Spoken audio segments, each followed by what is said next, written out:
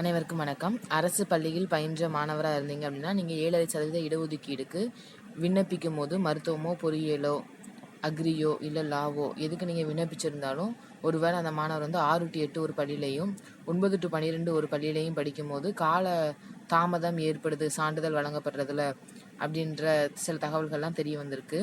எனவே இது போன்ற வெவ்வேறு பள்ளிகளில் பயின்ற மாணவர்கள் சார்பான விவரங்களை எமிஸ் தளத்தில் இருந்து பெற்று அதன் அடிப்படையில் மேற்படி உறுதிச் சான்றிதழ் அதாவது பொனஃபைட் சர்டிஃபிகேட் இருக்குல்ல, அதை எவ்வித தாமதமும் இன்றி உடனுக்குடன் சம்பந்தப்பட்ட மாணவ மாணவிகளுக்கு வழங்கிடுமாறு சார்ந்த பள்ளி தலைமை ஆசிரியர்களுக்கு உரிய அறிவுரைகள் வழங்குமாறும் மேற்படி சான்றிதழை சார்ந்த மாவட்ட முதன்மை கல்வி அலுவலர்களுடன் மேலொப்பம் செய்து வழங்குமாறும் அனைத்து மாவட்ட முதன்மை கல்வி அலுவலர்களுக்கு தெரிவிக்கப்படுகிறது அப்படின்ற தகவல் தான் நம்மளுக்கு இப்போ கிடச்சிருக்கு.